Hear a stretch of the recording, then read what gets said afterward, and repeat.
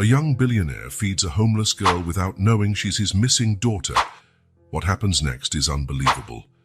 The clock read 3 in the morning when James Lancaster finally closed his laptop. Through the office window, the city lights flickered like artificial stars. He poured himself another drink, his 5th of the night. The whiskey no longer tasted like anything. James had everything money could buy. His closet was filled with handmade Italian suits. He slept on Egyptian cotton sheets in the most expensive penthouse in the city. His company was worth billions, and his name appeared in business magazines. Powerful people took his calls on the first ring, but none of that mattered. Mr. Lancaster, don't forget about the 9 o'clock meeting, his assistant reminded him over the intercom before leaving. James didn't even reply. He walked to the glass wall that revealed the city at his feet. He couldn't remember the last time he'd slept through an entire night. Sleep was a luxury he no longer allowed himself. His reflection in the glass showed a 40-year-old man who looked closer to 50. Deep dark circles under his eyes, grey hair at the temples. The price of success, some would say, but he knew the truth. On the coffee table, face down, there was a photo he couldn't bear to look at for long. A newborn baby, wrapped in a pink blanket. Lily, his daughter. 6 years had passed since she was taken from him. 6 years since someone broke into his home and took her away forever. The investigations led nowhere. The private detectives failed. For the first time in James's life, money couldn't solve his problem. It was easier to work until he collapsed. Easier to close deals, buy companies, destroy competitors. Anything not to think, not to feel. He kept telling himself that the pain would pass with time. That was a lie. The pain never went away. It just changed shape. It became a void no multi-million-dollar contract, professional achievement, or fleeting company could fill. His phone vibrated in his pocket. Another problem to solve. Another welcome distraction. "Lancaster," he answered curtly. "Sir, we have a situation with the project in Asia. I'll be there in 20 minutes. James grabbed his jacket, glanced once more at the overturned photo, and left. It was just another night spent running from the silence that haunted him. Loneliness had become his only constant companion. 3 weeks after that sleepless night, fall arrived in full force in the city. James adjusted his coat as he stepped out of the Le Marseille restaurant, where he had just closed a deal with French investors. The cold wind stung his face, carrying dry leaves that danced in the air before landing on the sidewalk. "Mr. Lancaster, would you like me to call you a cab?" the maitre d' asked, and ever attentive. "No, thank you. My car is parked just over there." James nodded and walked along the sidewalk. He was tired more than usual. Dinner had dragged on for hours, full of expensive wine and empty talk about profits and expansion. Just another success to add to his collection of meaningless victories. His car was waiting less than 100 yards away, a sleek, understated German machine, just the way he liked it. James wasn't the type to flaunt his wealth. It was evident in the details. In his watch, in the cut of his suit, in the way people treated him when they recognized his name. Then something caught his attention. A movement in the dark alley between the restaurant and the adjacent building. A small figure stirred near a large dumpster. James would normally have ignored it and gone on his way. City problems weren't his problems, but something made him pause. He took a few steps toward the alley, squinting to see in the dim light. What he saw made his chest tighten in a way he hadn't felt in years. A child, a little girl. She couldn't have been more than 6. She was curled up against the wall, hugging her knees tightly, as if trying to occupy as little space as possible. She wore a coat too thin for that cold night, stained and torn at the sleeves. Her light brown hair, tangled, fell over her pale face. James froze. The girl was trembling. 6 years old. The same age Lily would have been. "Hey!" he called, his voice sounding strange, almost choking. The girl looked up, startled. Her eyes were large and dark, wide with fear. She didn't reply, only curled up more tightly. "Are you all right?" James asked, knowing how foolish the question was. Of course she wasn't all right. No answer. Just those huge, wary eyes fixed on him. Without thinking too much, James turned around and went back to the restaurant. The maitre d' greeted him in surprise. "Did you forget something, Mr. Lancaster? I need some takeout, quickly." "Certainly, sir. Any preference?" "Something hot, soup maybe, and sandwiches. Dessert too." He hesitated. "And a bottle of water." 10 minutes later, James walked out carrying a bag full of food. He headed straight back to the alley, afraid the girl might have disappeared, but she was still there watching his every move with mistrust. James approached slowly and crouched a few feet away, trying not to seem threatening. He placed the bag on the ground and gently pushed it in her direction. "I brought you something to eat," he said in a low voice. The girl looked at the bag, then at James, then back at the bag again. Her stomach growled loudly enough for him to hear. "It's okay," he continued. "You can take it." After a few seconds that felt like forever, she stretched out and pulled the bag closer, never taking her eyes off him. With quick movements, she opened it and found a steaming container of soup. Her eyes lit up. "Be careful. It's hot," James warned. She grabbed the spoon clumsily and started eating with a desperation that broke his heart. James stayed there, crouched, silently watching. He didn't know why he was doing this. On any other day, he would have walked on, maybe made a donation to a charity later to soothe his conscience. As the girl ate, James noticed the details. Her small, dirty fingers, a makeshift bandage on her wrist, her worn-out sneakers, a small beaded bracelet, worn but carefully tied around her left arm. "What's your name?" he asked when she was halfway through the sandwich. The girl chewed slowly, as if weighing whether it was worth answering. "Emily," she finally said, so softly that James almost didn't hear it. "Emily," he repeated. "I'm James." She nodded slightly and went back to eating. "Where are your parents, Emily?" The question made the girl stop chewing.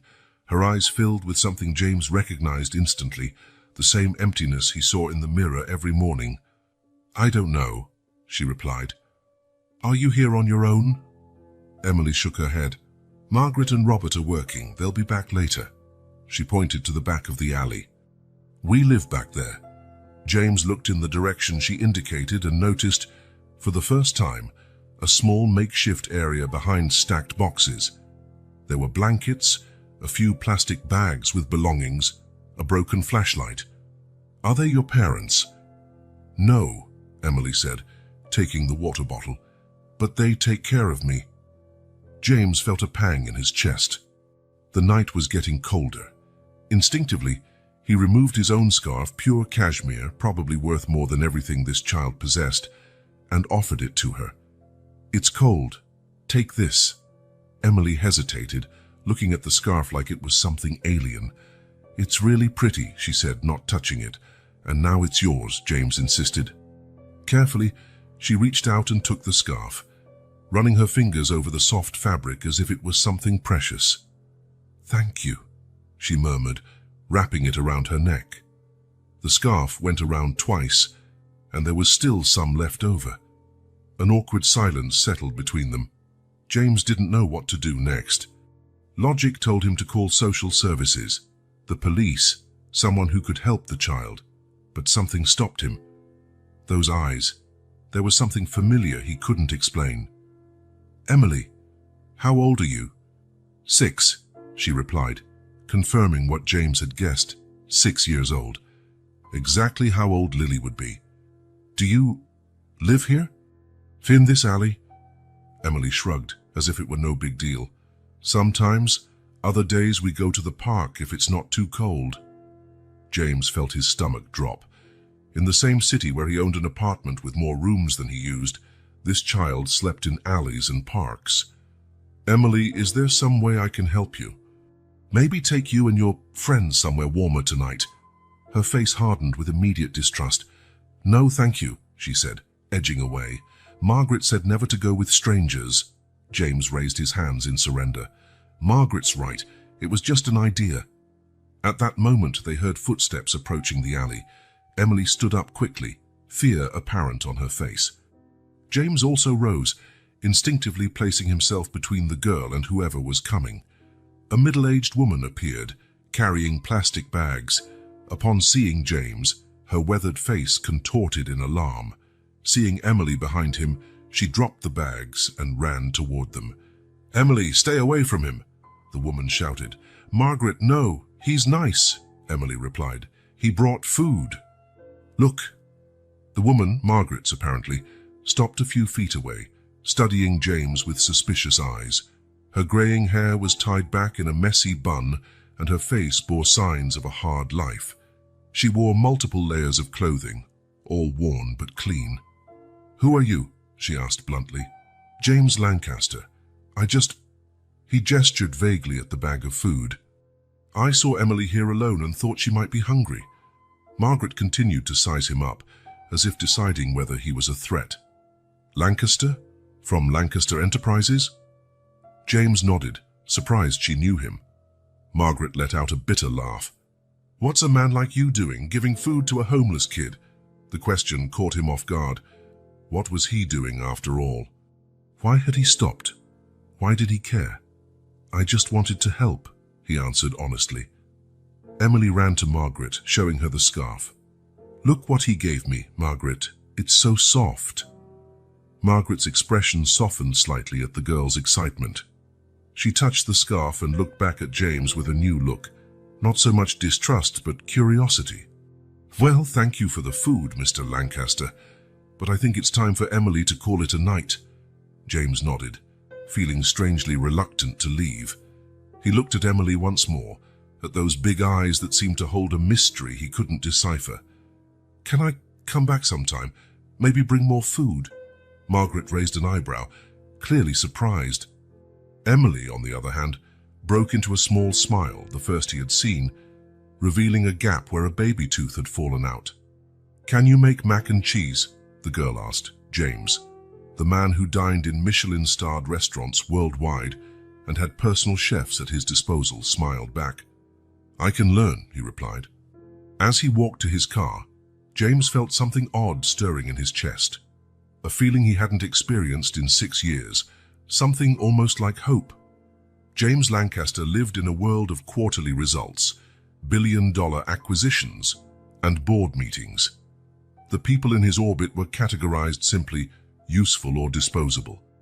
It was a system that worked for him, kept everything organized, predictable, and free of emotional complications. James didn't usually get involved in people's lives. It was a personal rule he had followed meticulously since Lily's disappearance. Emotional distance meant protection. People were unpredictable variables, and unpredictability meant vulnerability. But something about that girl made him break his carefully constructed rules. Maybe it was her big, frightened eyes that seemed to carry too many stories for someone so young. Maybe it was the fact that she hadn't asked for anything. No money, no help, no pity. In a world where everyone always wanted something from him, that child simply existed, huddled against a cold wall, expecting nothing. He felt a surge in his chest, an inexplicable urge to protect her, the same kind of impulse he felt when he first held Lily, so small and fragile in his arms. The morning after meeting her, James found himself staring out the window of his 47th floor office, his thoughts drifting back to that alley and to Emily. His assistant had to call his name 3 times before he realized she was there. "Mr. Lancaster, the lawyers are waiting in the conference room." "Cancel," he replied, grabbing his coat. "Tell them I have an emergency." "But sir, it's about the merger." "It can wait until tomorrow," James interrupted, already in the elevator. Half an hour later, he was back at the same alley, with a grocery bag in one hand and, after a last-minute stop, a box of instant mac and cheese in the other. He felt ridiculous. James Lancaster buying boxed macaroni at a regular supermarket like any ordinary person. He hadn't set foot in a place like that in years. His staff handled mundane tasks such as shopping. The alley looked different in daylight, less threatening, more desolate. James spotted from afar the small makeshift camp Emily had pointed out the night before. Someone was there, not the girl, but an older man sitting on a crate, mending what looked like a small coat. "Good morning," James called, keeping a respectful distance. The man looked up, showing no surprise. "You must be that man from the restaurant," he said, returning to his sewing. "Margaret told me about you. My name is James Lancaster." "Robert," the man responded simply, without extending his hand. He had knobby fingers marked by age and hard work, but his movements with the needle were precise. "Emily is with Margaret, getting water at the park fountain. They'll be back soon." James nodded, unsure of what to do next. "I brought some things," he finally said, raising the bag slightly. "Mostly food." Robert studied him for a moment, his faded blue eyes a stark contrast to his weathered skin. He might have been 70, maybe older. "Put it over there," he indicated with a nod. "And don't take offense, but why are you doing this?" The question caught James off guard. Why was he doing this? He had no easy answer. "I'm not sure," he admitted. "It just feels like the right thing to do." Robert let out a low, raspy laugh. "I see. The right thing to do. How many people walk past this alley every day, Mr. Lancaster? Hundreds, thousands. And how many stop to do the right thing?" He tied a knot in the thread and bit off the excess. "But I'm not complaining. Little Emily wouldn't stop talking about the man with the soft scarf." James felt a strange warmth in his chest at that. "Has she been here long?" he asked, looking around. The camp was more organized than it first appeared. Plastic tarps were strategically placed to keep out rain, boxes were stacked to block the wind, and blankets were folded neatly. "Emily's been with us since she was a baby," Robert replied. "Margaret found her." "Mr. Lancaster," the child's voice echoed through the alley. Emily came running, her face lighting up with a smile. Behind her was Margaret, carrying a large jug of water. Emily clutched something to her chest, a battered doll James had noticed briefly the night before. "You really came back," the girl exclaimed, stopping in front of him. "I said I would," James replied, feeling unexpectedly happy to see that small, dirty face lit by a smile. "And did you bring the yellow macaroni?" Emily asked, peeking into the bags with barely disguised hope. James smiled, showing her the box. "Just like I promised." The girl's eyes glowed. She turned to Margaret, who was approaching. "See, Margaret, I told you he would bring it." Margaret nodded, her gaze evaluating James cautiously. "I see you've met Robert," she said, placing the jug of water on the ground. "We were talking," James confirmed. "Mr. Lancaster here was asking about Emily," Robert commented. Margaret tensed, almost imperceptibly. Her gaze flicked to Robert for a brief moment before returning to James. "What do you want to know about her?" she asked, voice controlled. James sensed the change in the air.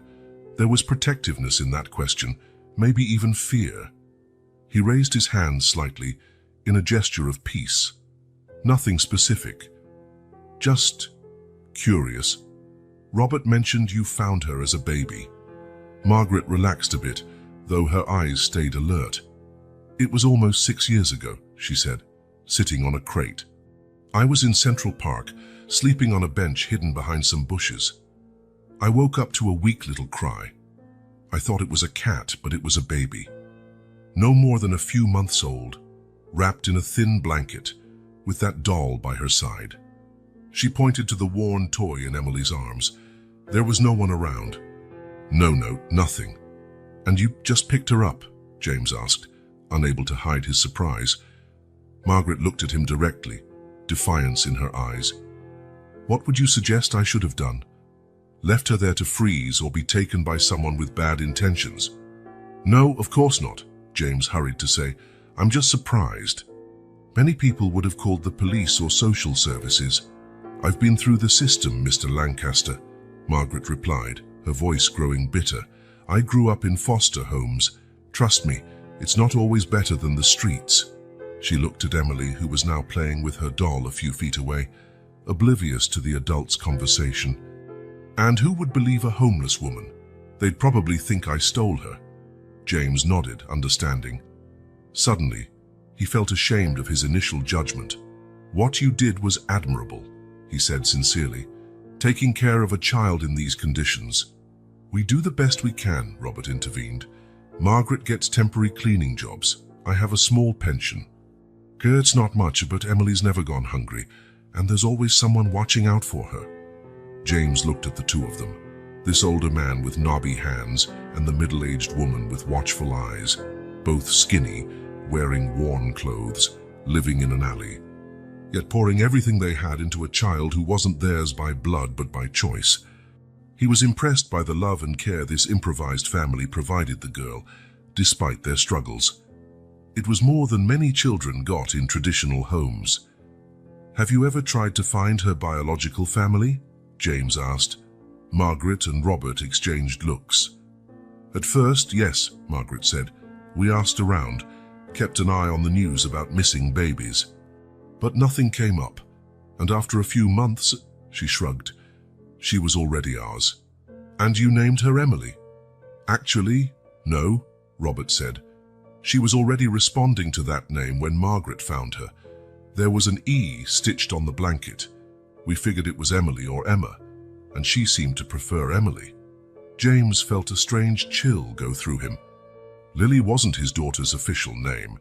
It was a nickname he and her mother had chosen. Her actual name...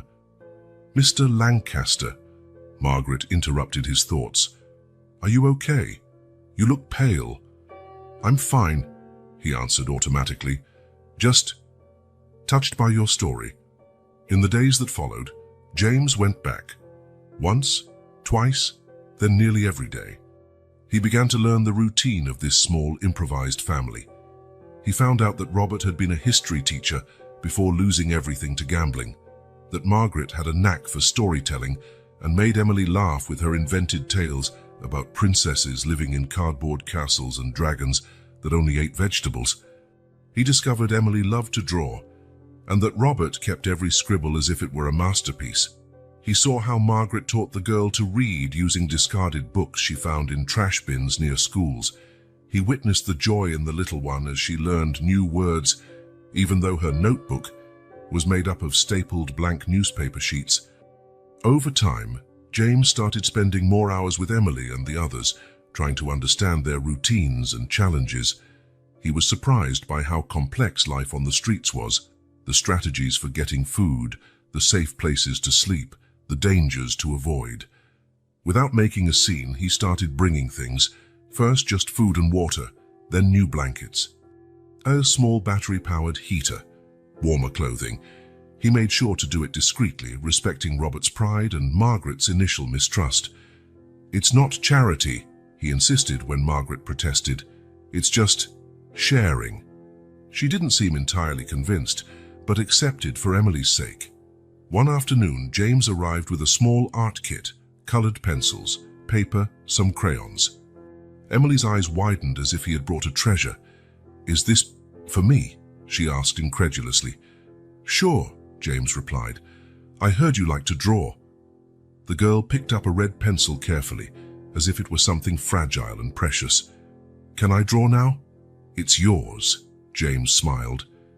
"You can use it whenever you like." Emily immediately sat on the ground and started drawing, her tongue poking out at the corner of her mouth in deep concentration. James watched, fascinated by how intensely she threw herself into the task. After a few minutes, she held up the paper proudly. "Look, it's us." In the childlike drawing, 4 stick figures smiled, holding hands. A small one with spiky hair, a tall, thin one with long hair, a stooped figure with what seemed to be a cane, and a tall figure in what James recognized as a suit. "That's me," Emily pointed to the smallest one. "That's Margaret, that's Robert, and that's you." James felt a lump in his throat upon realizing she had included him in the family. It's lovely, Emily," he managed to say. The girl smiled, satisfied, and went back to drawing. Margaret, who had been watching quietly, gave James a look that combined gratitude with something like acceptance. That night, heading back to his empty apartment, James reflected on how much his life had changed in recent weeks. He, who used to live only for work, now found himself rushing through meetings and leaving early just to spend an hour in an alley with people he would once have ignored. He offered to help them more tangibly, maybe an apartment, a fresh start. But Robert and Margaret were firm in their initial refusal. "We don't want permanent charity," Margaret explained. "And Emily, she's used to us, to living this way. A sudden change could scare her." James respected their decision, but continued to ensure they had access to food, clothing, and a safe place to sleep. He started renting hotel rooms on the coldest nights, insisting it was just temporary until the weather improved. Still, he never imagined how deeply his involvement would change his life. Emily, blissfully unaware of the adults' worries, went about her innocent routines. She played with her battered doll, drew with her new pencils, created stories about clouds shaped like animals, and invented games with stones and leaves she found on the ground. James often found himself watching her, captivated by how someone so young could maintain joy and curiosity despite having so little. She found wonders in what most people would never notice: a colorful bug, the pattern of shadows on the wall, the echo of voices in a nearby tunnel. "Why does the moon follow us when we walk?" she asked one night, as they made their way to a hotel during a forecasted storm. "Well," James began, realizing he didn't know how to explain parallax to a 6-year-old. "It's because it's really, really big and really far away. Kind of like when you see a mountain from a distance. You can walk a lot, but it never seems to move." Emily frowned, thinking hard about that explanation. "So the moon is like a big mountain in the sky?" "Something like that," James smiled. "You know a lot of things," she concluded, impressed. James laughed. "Not as many as I'd like. More than me," Emily insisted. "When I grow up, I want to know as many things as you do." Something about that simple statement touched James deeply. This child, who had no formal schooling and lived in conditions most would find unacceptable, dreamed of knowledge and of learning. Without realizing it, he began to grow truly attached to her and genuinely care about her well-being. It was no longer just a protective impulse or a way to ease his conscience. It was something deeper, more genuine, a bond forming day by day. Each time he looked into those big, curious eyes, something inside him whispered the name he tried not to think: Lily, his lost daughter, who would now be the same age as Emily. The name echoed like a distant whisper, like a secret his heart kept even as his mind tried to silence it. Fall gave way to winter. The dry leaves on the sidewalks were replaced by thin layers of snow that melted during the day and froze at night, turning the streets into slippery traps. The biting cold made street life even harder, and James couldn't stand the thought of Emily enduring negative temperatures at night. After much insistence, and despite initial reluctance from Margaret and Robert, James convinced them to accept more substantial help. He rented a small apartment in a modest neighborhood, nothing luxurious, but clean, safe, and above all, warm.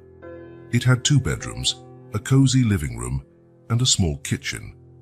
For James, it was tiny compared to his penthouse. For Emily and her guardians, it was a palace. "We can't accept this," Margaret protested when James showed them the place. "It's too much."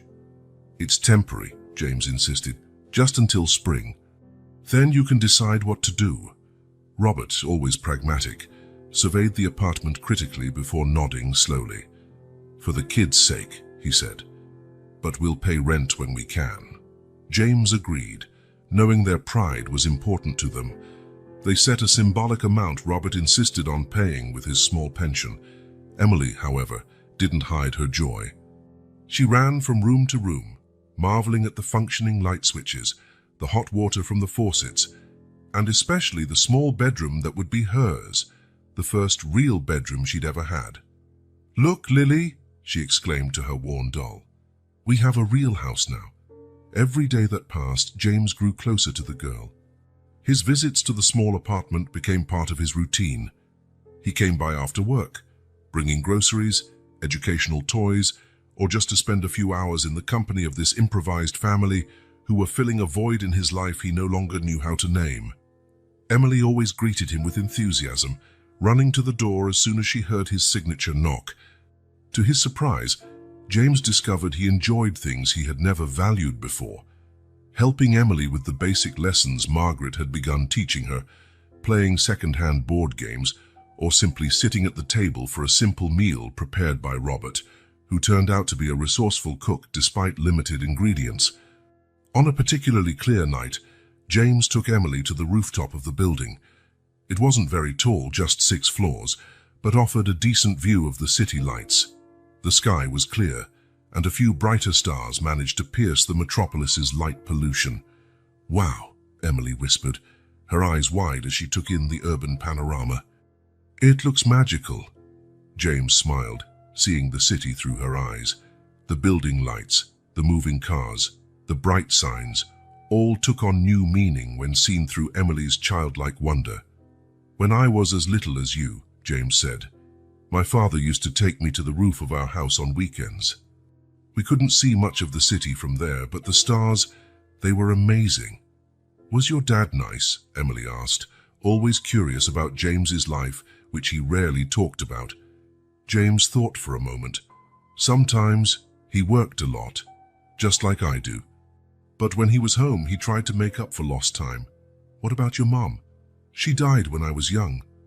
"I'm sorry," Emily said, with a seriousness beyond her years.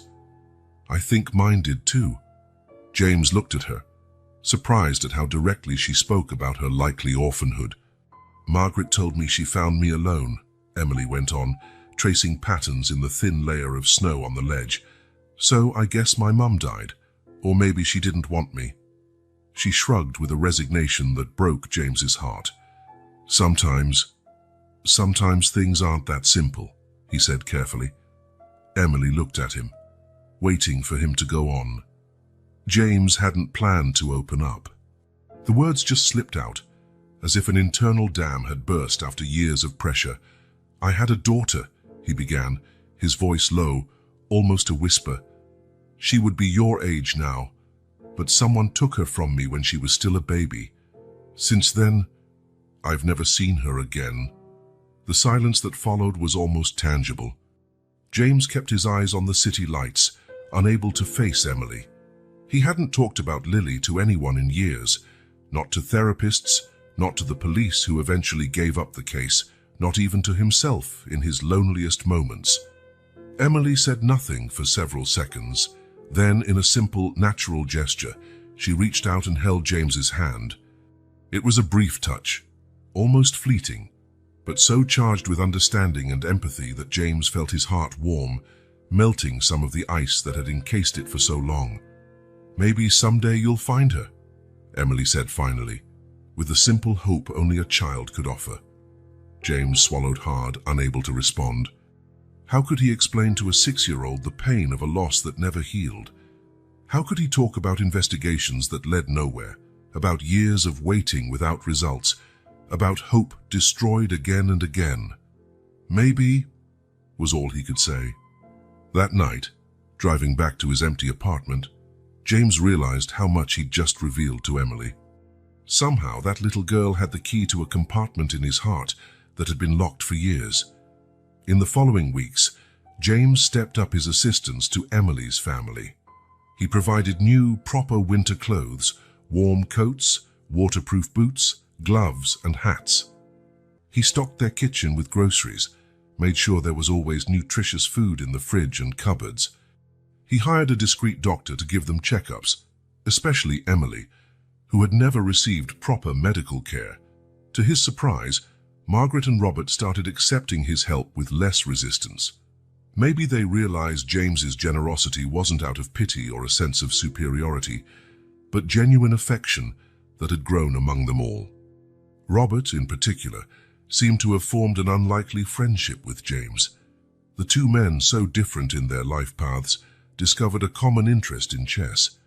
Robert had been a skilled player back in his teaching days, and James enjoyed the challenge of playing someone who had no fear of beating him, rare in his professional circle, where people always seemed keen to please him. Margaret, ever cautious, kept a certain distance, but James could see her attitude toward him had softened. She accepted his presence and had even begun consulting him about practical matters, such as the possibility of Emily attending school once spring arrived. His relationship with Emily, meanwhile, continued to blossom. He discovered in himself a patience and kindness he'd never known before. Emily awakened in him a sense of wonder at small things. A bird at the window, a perfect snowflake, the pattern light made through a curtain.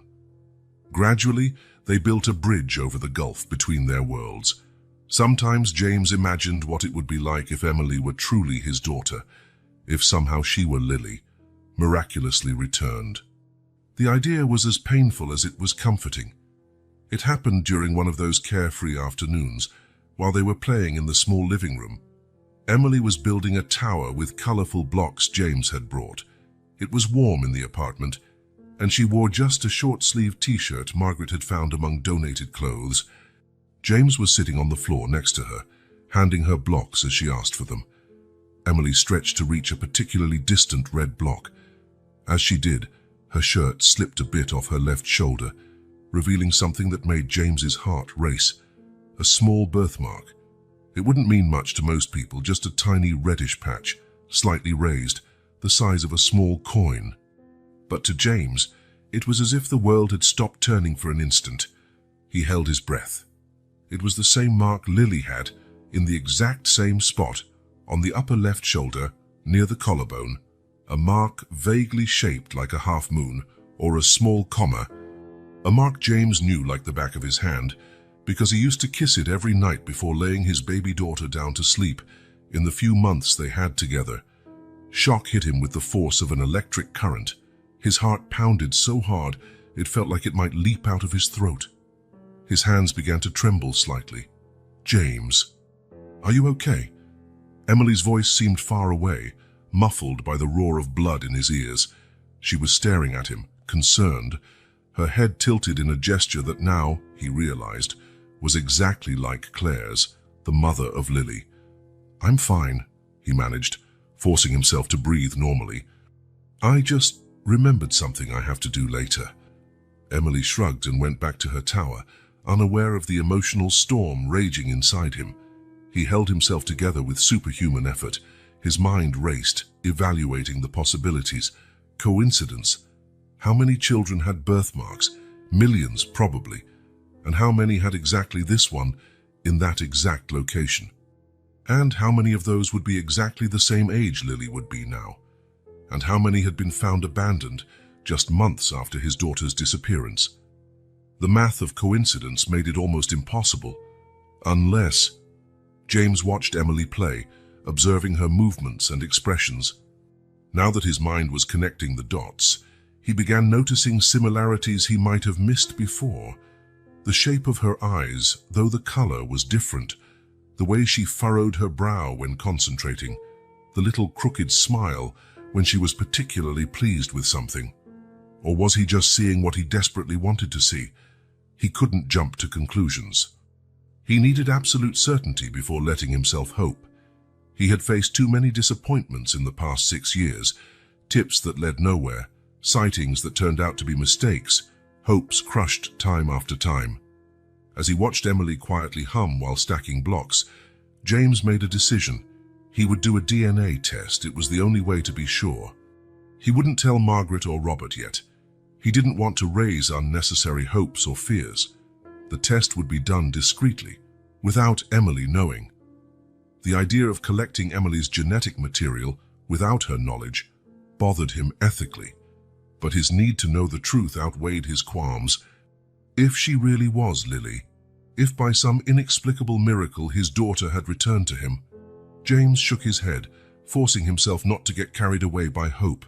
He would proceed methodically, scientifically. He had contacts and could ensure the test would be fast and discreet. "Look, James, I'm done," Emily exclaimed, pointing to her tower, now as tall as her own chest. "It's amazing, Emily," he said, forcing himself to focus on the present. "You're very talented."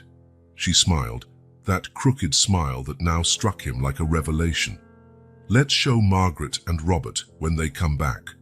"Sure," James agreed, helping her steady a wobbly block. For the rest of the afternoon, He remained physically present but mentally far away, planning, calculating, hoping against all odds. That night, after saying goodbye to Emily and her guardians, James drove to his office instead of going home. The building was nearly empty at that hour, just a few night shift staff and cleaning crews. In his private office, he opened his laptop and began researching, first, potential DNA testing methods, then reputable and discreet labs. Finally, contacts in the police department who had worked on Lily's case. He'd need her genetic profile on file for comparison. As he worked, a small object on the corner of his desk caught his eye. A drawing by Emily, a colorful image of 4 stick figures holding hands, with "My Family" written at the top in wobbly letters. James, Margaret, Roberts, and Emily, all